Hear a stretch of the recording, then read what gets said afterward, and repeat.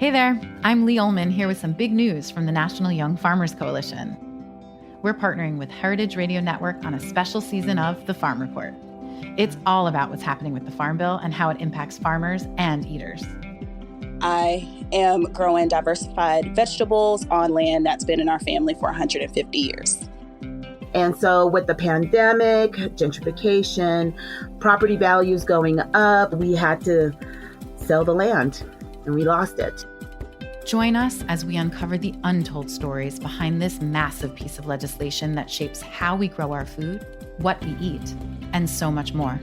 The problems we have had, those are things that come from earlier Farm Bill and USDA policy, right? Like Earl Butts, get big or get out.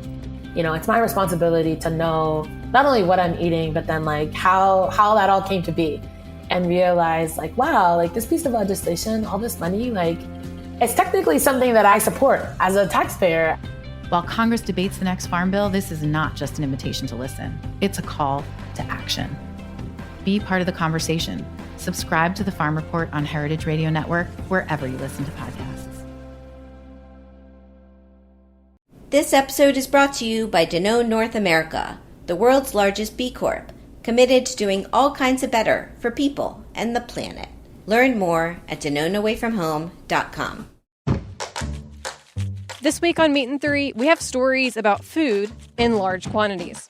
From bulk buying groups and reasons for stocking up, to creative solutions for handling excess waste. We have someone picking up our corks from the wine bottles and they repurpose them to make buoys for boats and like shoes and all these different things. Yeah, because of the COVID, everybody isolate at home. But to see the people face to face is still exciting. So we kind of treat it like a chance to say hello to the people and to the friend. Listen to Meat and Three, HRN's weekly food news roundup, wherever you get your podcasts.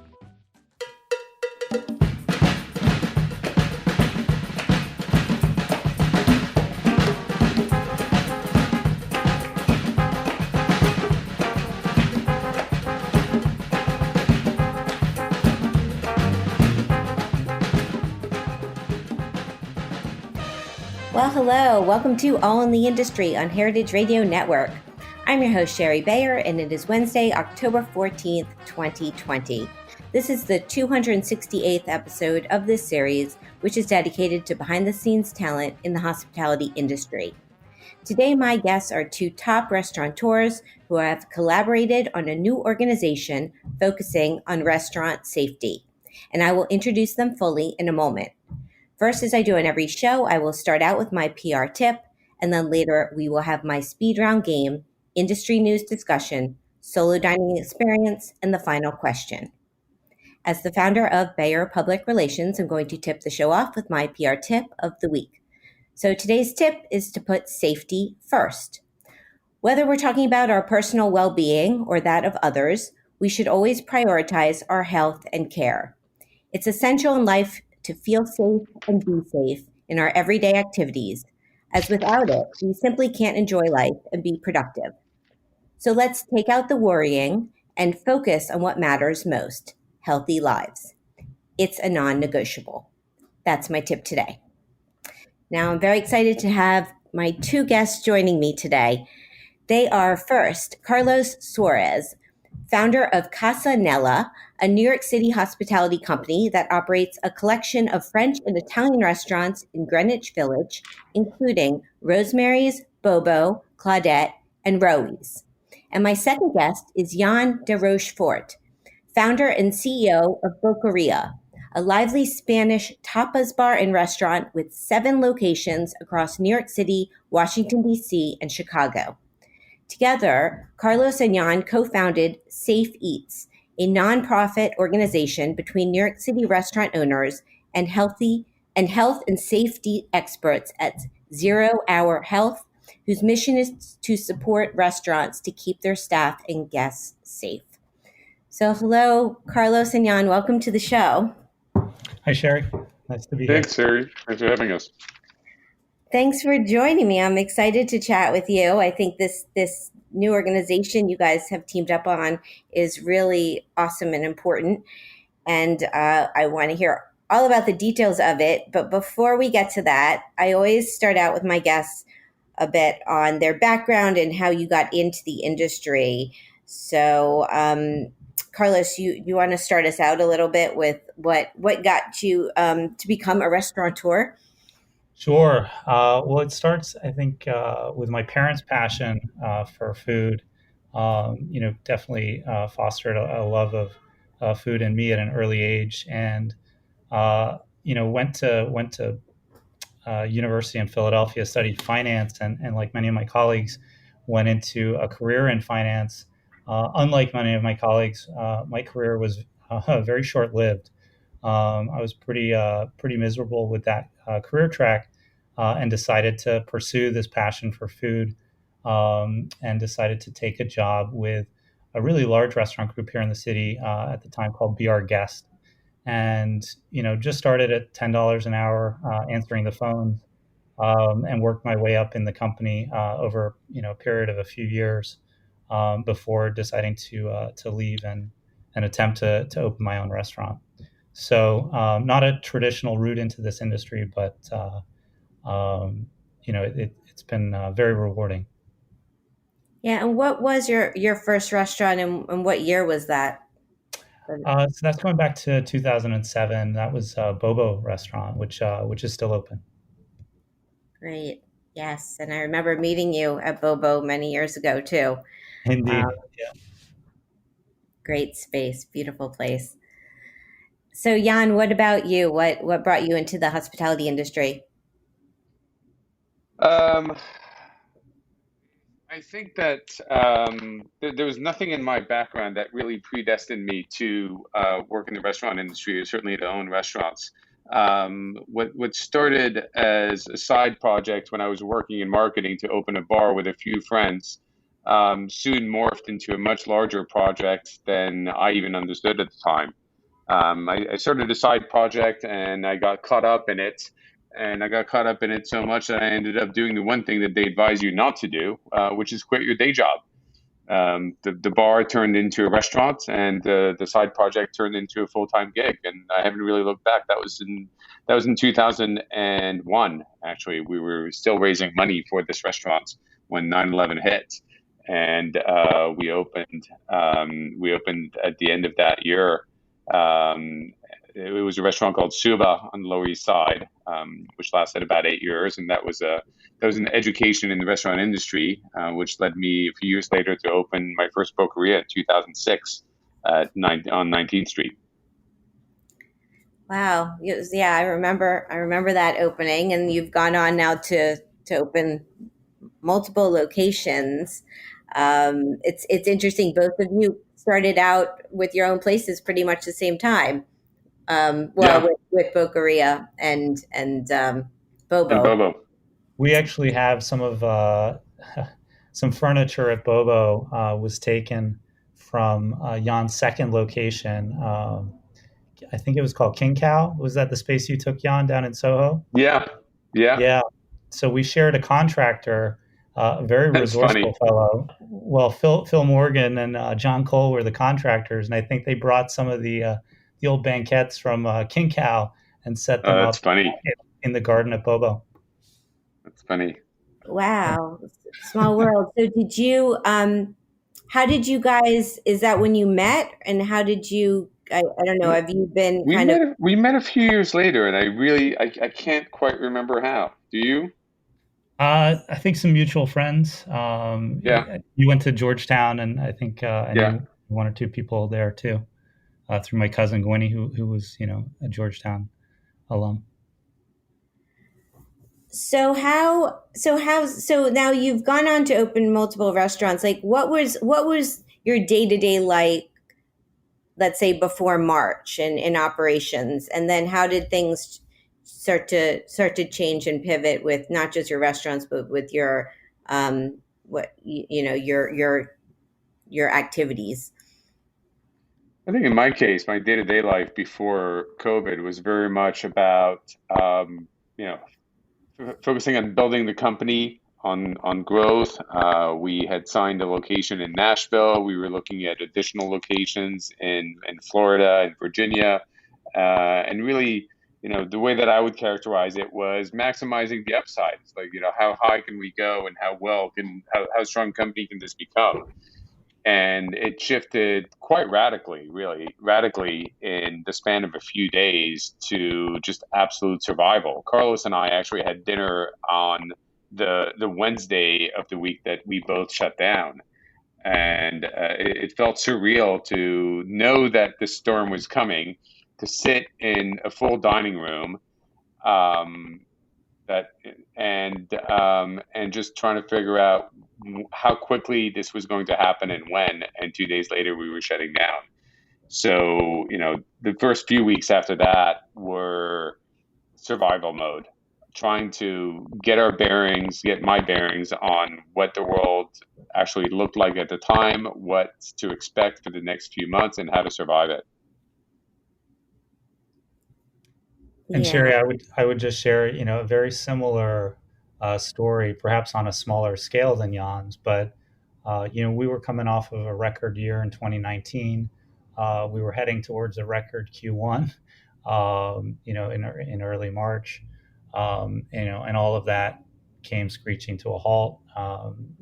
We were in construction to open a restaurant in May, and obviously all of that came to a full stop while we tried to figure out how to, keep ourselves in business, when the dust settles, and I think we're still trying to figure it out 6-7 months later. Yeah, well, no one saw this coming. So, I mean, so what happened? So with your restaurants in March, and then moving forward with into where we are now, how did you come up with this collaboration with Safe Eats, and why did you think it was important to have at your establishments?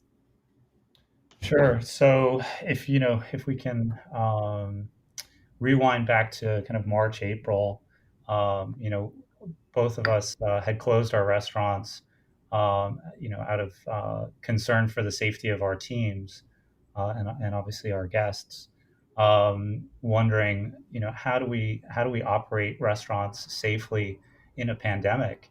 I didn't feel prepared for this, and I didn't feel that the industry was really prepared for this. The New York City Department of Health was largely silent. So, I reached out to Yann and said, what are you doing?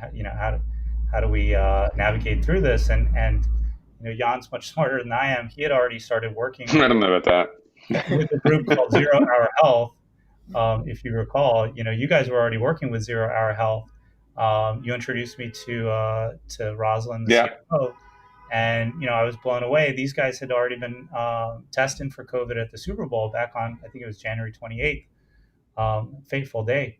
So they were very experienced with COVID. They've been in the health and safety space, advising restaurants for the better part of 30 years.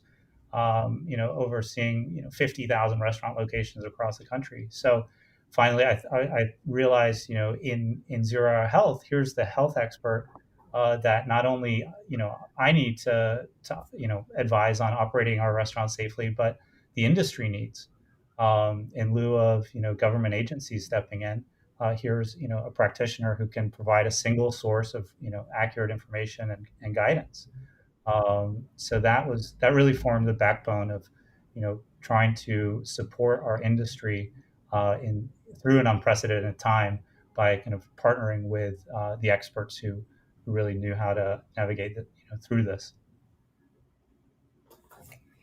Yeah. So how did you I guess form the organization, and is it, Yann, is it something that you've implemented across all of the Boquerias in DC and Chicago beyond New York City?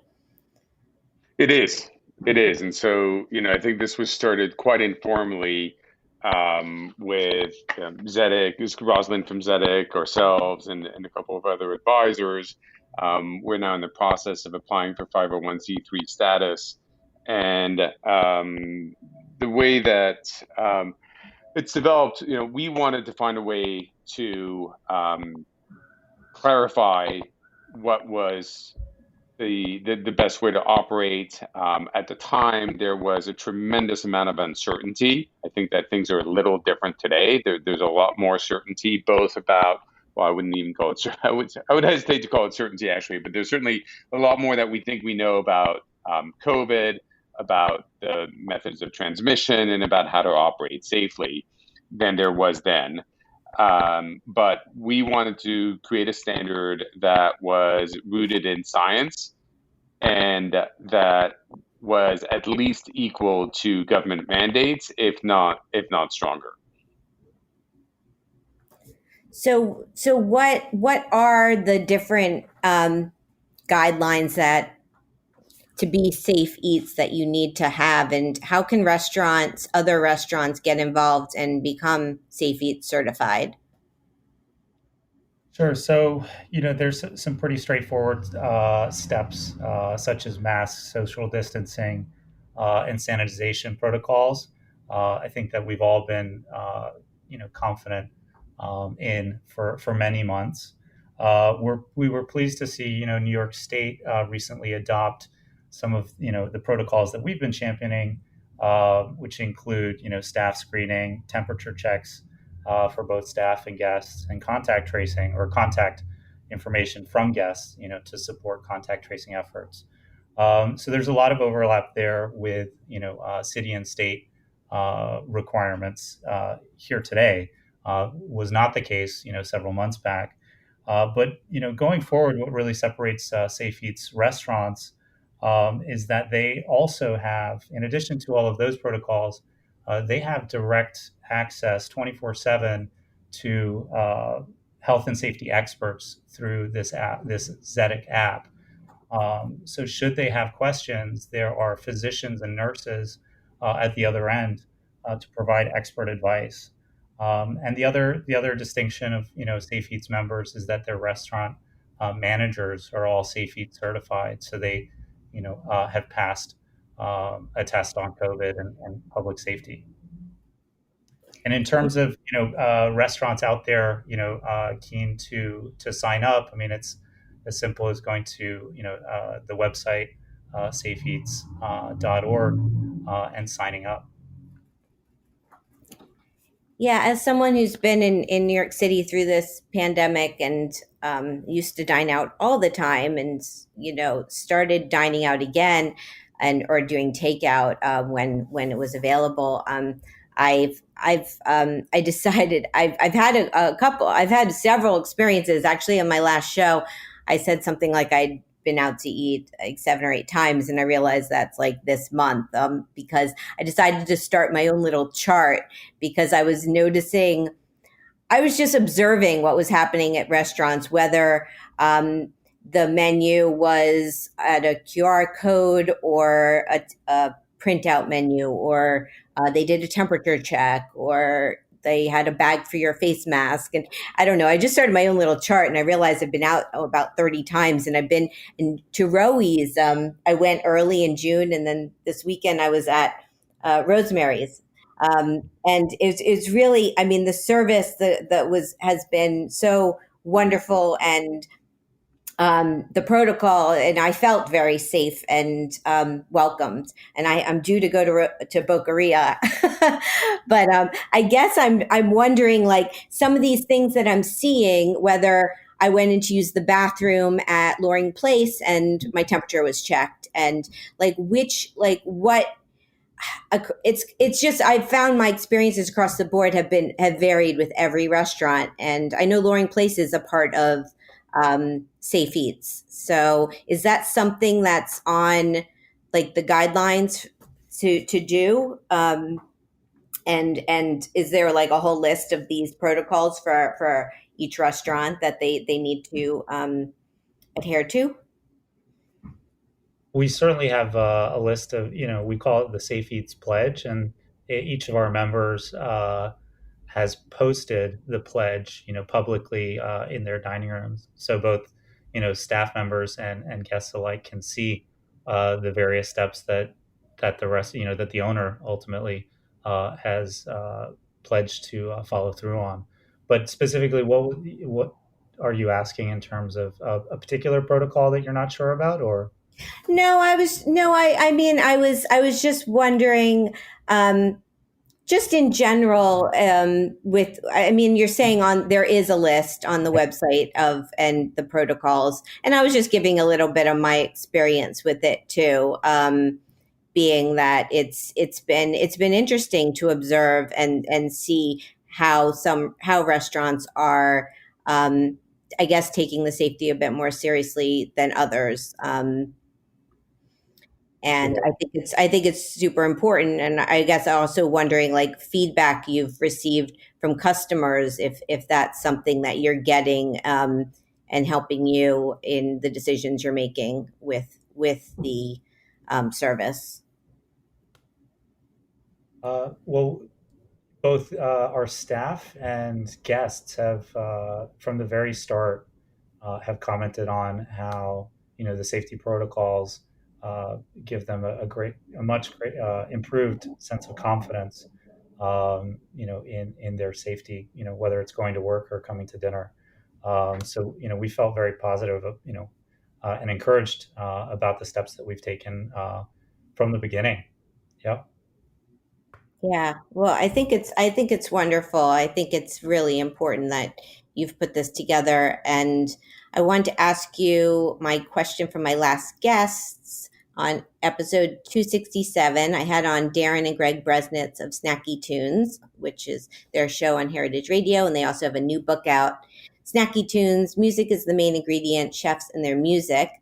And they said, so since we all know the downsides of this pandemic, they want to know, what signs of hope and excitement do you see from your lessons learned while going through this process, and how things might improve the restaurant industry, if at all? Well, I think that one of the things that is very hopeful to me coming out of this is that something like restaurants, that in a sense was taken for granted by a lot of people. It was just, feature of life. I think a lot of people have realized just how much restaurants contribute, not just in terms of providing a place to eat, and a home meal replacement. And I certainly know a lot of people are tired of cooking for themselves, but not just as a meal replacement, but how much it contributes to the life of the city. If you walked around New York City today and you didn't have the outdoor dining that we do, it would feel night and day different. Restaurants and restaurant workers bring life to the city. They bring an extra dimension to our social lives, that this pandemic has caused many people to appreciate to an even greater extent than they did before. So I think that's a real positive. I think that the level of instability, the lack of a safety net that exists, not just for restaurant workers, but for all hourly workers in this country, has also come into relief. And I personally hope that there is a greater political will to create more of a safety net for hourly employees in this country. And, without wanting to veer into political territory, I think the same is true of healthcare. We've just gone through, we're still in the middle of a pandemic, and a large proportion of this country does not have the access to healthcare that is considered a right in most wealthy countries. And I think I absolutely agree with those who say that restaurant workers should have access to healthcare. But I take it a step farther. I think that any hourly worker, whether you're in a restaurant or in a food processing plant or a hotel or any other similar position, should have access to healthcare. And I hope that, having gone through this collectively, we've developed a greater political will to make sure to turn that into reality.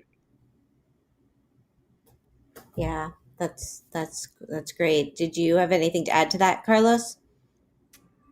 I would just say that, I think I agree 100% with everything Yann said.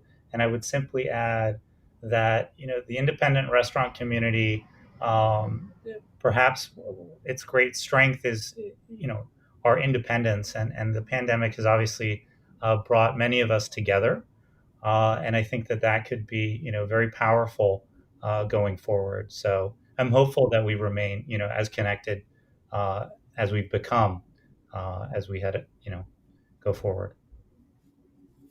I would add one other thing, which is not true just of the restaurant industry, but I think in general, Americans and particularly New Yorkers spend a lot of their time looking to improve themselves, looking to make more money, and also spend a lot of time looking at those who have it better, those who are growing their business faster, those who are progressing their career, those who have more money, those who are better off in one way or another, who we think are better off. And I think that this pandemic has turned a lot of our gaze 180 degrees and made many of us realize at a time when we objectively actually had less because many of us saw our incomes drastically reduced, but it's caused many of us to turn our gaze 180 degrees and realize that we actually have it pretty good. And I hear that from other restaurant owners, I hear that from other entrepreneurs, I hear that from friends, and I hear that from employees, I hear that from managers and others. I think it's taught us to appreciate the things that we have perhaps much more than we did before. Yeah, well said. And on that note, let's take a little break and we will come back and we'll play my speed round game. We'll talk some industry news. We'll have my solo dining experience and the final question. So stay with us. This is All in the Industry on Heritage Radio Network.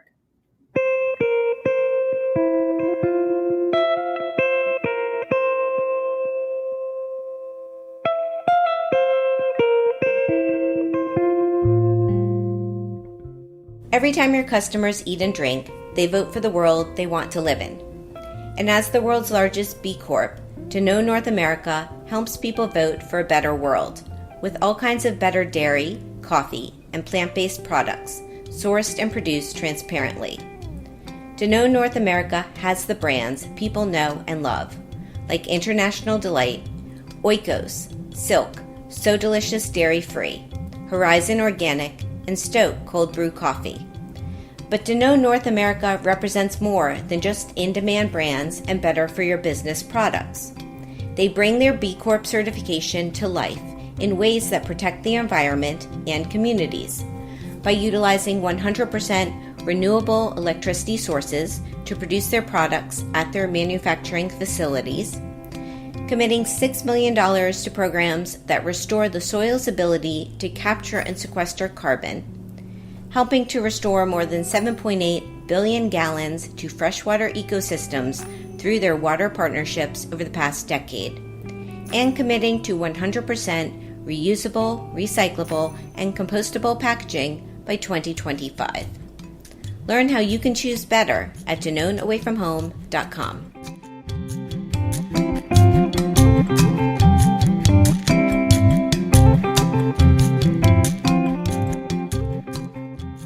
Welcome back to All in the Industry on Heritage Radio Network. I'm your host, Sherry Bayer, and my guests today are Carlos Suarez, the founder of Casanella, which includes Bobo, Rosemary's, Claudette, and Roey's, and Yann de Rochefort, the founder and CEO of Boqueria Restaurants, with locations in DC, Chicago, and New York City. And together they co-founded Safe Eats, a nonprofit organization whose mission is to support restaurants to keep their staff and guests safe. So Carlos and Yann, it's time for my speed round game. So what this is I'm going to name a couple things and you get to pick your preference, such as chocolate or vanilla. I don't care if you shout it out together or one of you wants to go Got first. It. Why don't we do this? Carlos, you want to go first every time? That way we can keep this somewhat civilized. I mean, as civilized as it can be because I'm probably going to disagree with your choices. Well, let's see how this goes. Okay. So here we go. Eat in or eat out? Eat out, of course. Eat out. Yeah. Wine, beer, cocktail, mocktail, or champagne? Cocktail. Cocktail. Tasting menu or a la carte? Oh my goodness, a la carte. A la carte. Oh, there's not much daylight between us so far, is there? Well, so far, I think you can like now also partner to open a restaurant together. I Where think this so. is going. How about small plates or large plates? Oh, goodness. Small plates, top us all the way. Yeah, there's no way I can answer anything but small plates, really. Communal table or chef's counter? Communal table, for sure. Chef's counter. All right, there you go. Tipping or all-inclusive charge? Tipping. Yeah, tipping. Pizza or pasta? Pasta.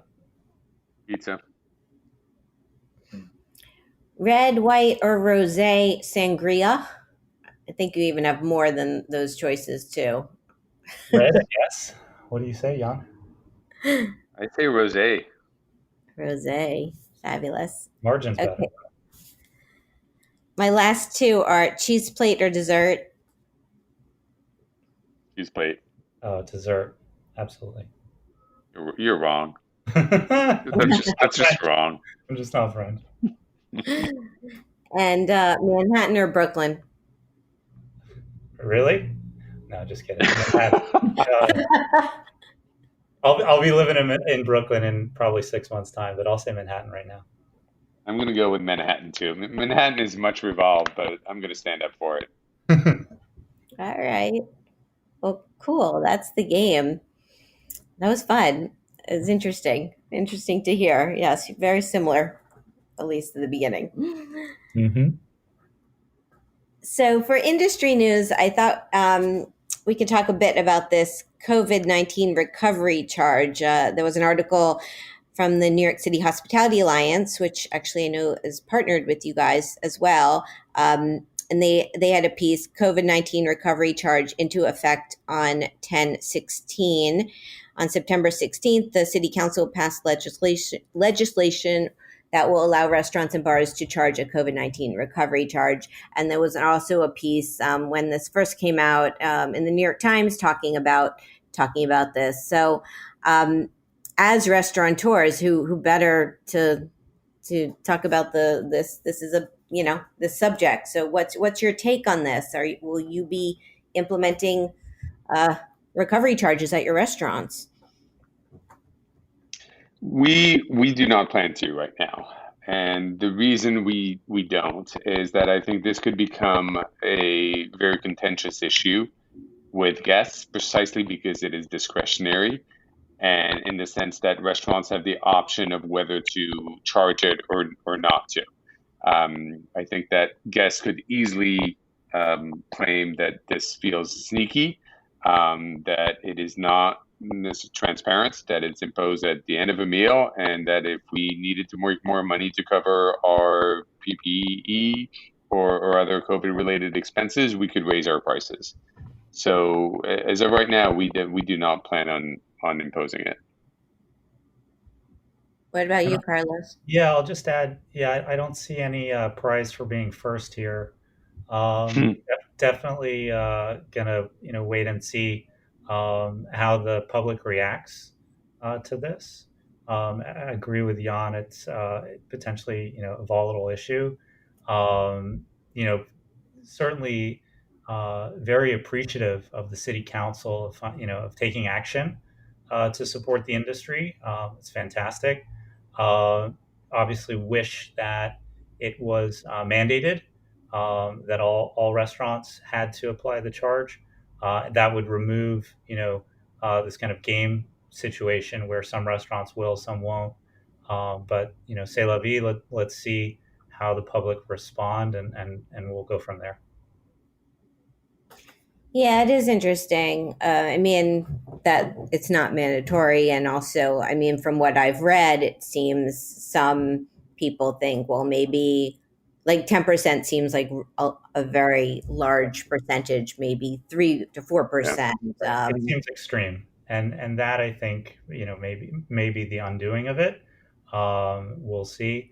I have heard that, large restaurant groups like Let Us Entertain You, in the Midwest, applied I think it was 3 or 4% charge earlier this year, probably early summer, to all bills across their company, and guests really weren't fazed by it. So there's high probability that those lower percentage surcharges will be maybe a non-event for guests, but a 10% charge might cause Hmm. some tension.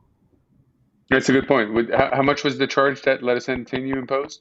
I believe it was 4%. Yeah, yeah, that becomes a different thing. But my concern would be that Let Us Entertain You is a very large group, and they certainly have resources and client loyalty that the rest of us can only envy. My concern would be that it becomes a discussion item as to why you imposing this and why this number. I just think I fear it could become very divisive at a time where I think we're certainly very appreciative of the guests that we have. And I think that this is a great time to strengthen the relationship between guests, between neighborhoods and the restaurants, not introduce elements that could be divisive. Right. And what's the status of all your restaurants between outdoor dining and indoor dining? Are you doing the 25%?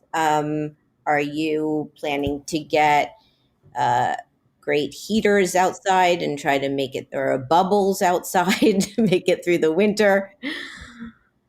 We are doing just about everything that we can think of. So if they give us 26%, we'll take that extra 1%. If they give us 50, we'll take all of it. I don't think there's anything that we can possibly do legally to increase our capacity and save our businesses that we're not doing. Yeah. Likewise, 3 of the 4 restaurants, all started outdoor dining pretty early on. We moved to indoor dining on 9:30. One of our restaurants, Bobo, isn't open simply because it doesn't have kind of that outdoor opportunity, and the indoor capacity level is rather small. So 25% would just have us bleeding more cash, but obviously looking at opening when we get to 50%. Yeah. Yeah, you're in a unique situation there in that you don't have where we've been able to get outdoor dining. Obviously, that's given us a bit of a running start. Mm-hmm. Yeah. Yeah. Well, when I ended, your block with Rowie's and Rosemary's, and I've been finding like your block, and there's certain places in New York that just have such good energy, with the multiple restaurants in a row, or the city street blocks, the open streets. And then there's parts of Manhattan that I see that are more ghost townish, like in Midtown. But it's been great seeing the transformation, and I've been trying to support places as much as possible. So Thank you. I my heart goes out to you guys. It's been such a hard time, but getting through it. So I'm going to share my solo dining experience now, which is an outdoor experience I had at Il Buco at Mostrador Maram. So here's the rundown. The location, 21 Ocean View Terrace, Maram Hotel, Montauk, New York. The concept, an all-day al fresco summertime pop-up from a beloved downtown Manhattan Italian restaurant at a barefoot luxury resort. So the owner is Donna Leonard, the executive chef, Justin Smiley, and Mostrador's creators are Fernando Troca and Martin Petaluca. So why did I go? Well, because I decided to escape to Montauk for a couple days to get out of the city for some fresh air and some fresh beachside eats, and I'm a fan of Justin's. So my experience. So this was a couple weeks ago in September. I guess you'd say I was holding on to summer. I went out to Montauk. I was staying nearby the Maram Hotel. I actually walked there from my hotel along the beach, which was really nice. And I found this outdoor restaurant, a very charming takeout area, beautiful resort there, and they had a chalkboard menu. I asked if Justin was there. He happened to be there, which was great. So I got to see him. I ordered, and my food came out about 10 minutes later, and I sat outside by the picnic tables and ate. So what did I get? I had za'atar crusted yellowfin tuna with Carolina rice and olives. I had market vegetables with roasted beets and Jimmy Nardello peppers and fluke crudo. And Justin had sent the fluke and the peppers out for me. It's definitely more than I was planning to get. And I had a pomegranate Pellegrino. My take, everything's super delicious, fresh. Really loved the yellowtail and the beets. Those were probably my favorites, but it was all delicious. The ambiance, gorgeous, serene oceanfront setting, large patio and fire pits to stay warm. I'd say it's perfect for a casual alfresco dinner with friends. Interesting tidbit, mostrador is a fancy word for counter, so it was counter service. And Montauk is known as the End. It's the easternmost tip of Long Island, also known for their fishing and surfing. Personal fun fact, as a seafood lover, what did I eat the whole time I was out there? Seafood. So I also got some lobster rolls at lunch, or well, it's not really lunch. It's called the lobster roll, AKA lunch, and the clam bar and fish and chips at Gossman's. The cost of this meal was $55, not including tax and gratuity. Would I go back? Yes, take me back to Montauk. Website is marammontauk.com. There you go. Good to be out there, sitting outside and having some seafood. So it was great. It was great to see him out there too. It's been seeing chefs and restaurateurs being able to pivot during this time and kind of do something different, which is cool. So my next guest is Leah Cohen. She is the chef and owner of Pig and Cow and a Top Chef alum. And she has a new cookbook out, Lemongrass and Lime, Southeast Asian Cooking at Home. So Carlos and Yann, can you please ask a question for Leah?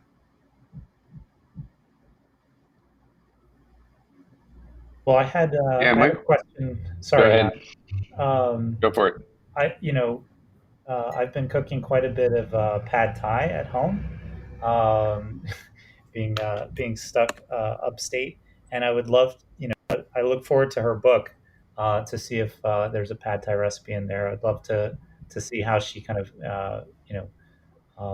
makes hers unique and special. Cool. That's a good question. Yeah. Should we just ask her one? My question.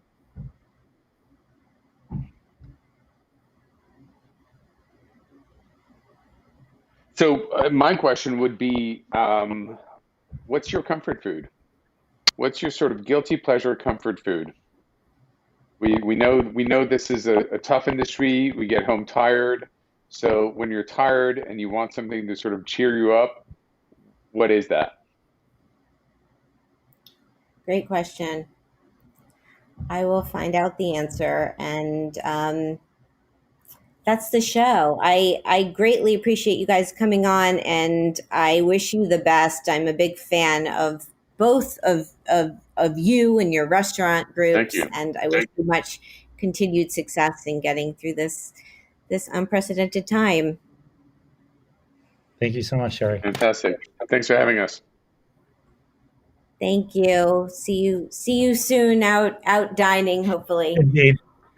Yeah, would love to see you out. So hope to see you soon. Thank you. My guests today have been Carlos Suarez, the founder of Casanella, including Bobo, Rosemary's, Claudette, and Roey's, and Yann de Rochefort, the founder and CEO of Boqueria Restaurants in DC, Chicago, and New York, and they co-founded Safe Eats. You could check that out. Go to their website. It's safeeats.org, and their own websites are casanella.com and boqueriarestaurant.com. You can also follow along on social media, Instagram at Safe Eats Official, at Rosemary's New York City, at Boqueria, and there's more ats for all of Carlos's restaurants, but if you can find them through those channels. You can follow me at Sherry Bayer at Bayer PR and at All Industry. My Facebook page is All in the Industry. My websites are BayerPublicRelations.com, SherryBayer.com, and AllInTheIndustry.com. All of our shows are archived at heritageradionetwork.org. We are also on iTunes, Stitcher, and Spotify. Thanks to my engineer today, Amanda Wang. Thanks again to Carlos and Yann. And thanks to Lois, Rachel, and Kim for helping out with this show. I'm Sherry Bayer. Till next week, be safe and be well. And thank you for being part of All in the Industry. Bye.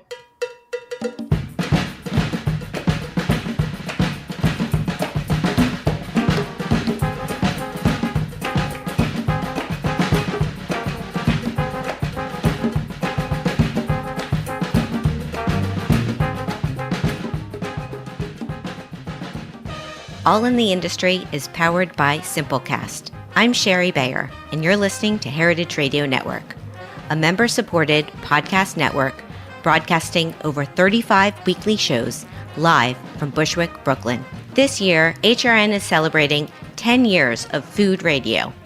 For the past decade, we've been taking you behind the scenes of farms, restaurants, breweries, school cafeterias, and more. It's been 10 years, and we're just getting started. Learn more at heritageradionetwork.org.